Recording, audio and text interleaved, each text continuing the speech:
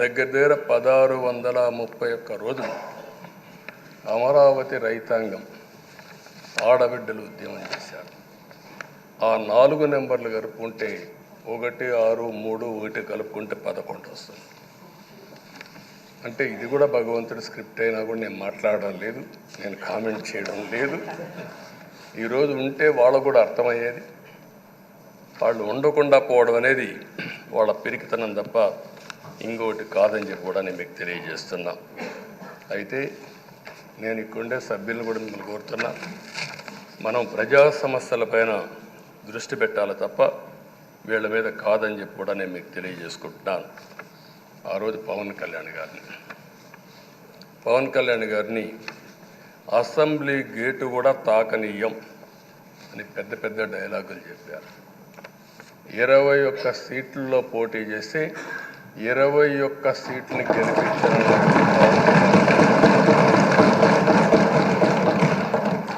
Why not 175 అని చెప్పి 11 కూడా తెచ్చుకోలేని నాయకత్వం.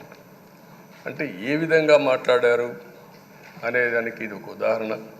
ఆ రోజు పవన్ కళ్యాణ్ గారు చాలాసార్లు, నేను కూడా నాను, బయట చాలామంది అభినందించారు. ఎక్కడ తగ్గాలో తగ్గడం, ఎక్కడ గెలవాలనో గెలవడం నేర్చిన వ్యక్తి పవన్ కళ్యాణ్ గారు. దానికి ఈరోజు మనందరం కూడా గుర్తుపెట్టుకోవాల్సింది, రాజకీయాల్లో సుదీర్ఘమైన రాజకీయాల్లో ఉన్నాం. మొత్తం కలిసి 16వ సభ. మీ అందరికంటే సీనియర్ మోస్ట్ నేను. 8 + 1 9వసారి. అంటే 16 సభల్లో 16వ సభ 9 సభల్లో ఉన్నాను. అంటే అన్ని సభలను చూశాను. నా జీవితంలో ఎప్పుడూ చూడని సభ మొన్న జరిగిన సభ, 15వ శాసనసభ. కానీ ఇప్పుడు నేను కోరుకునేది మీ దగ్గర నుంచి,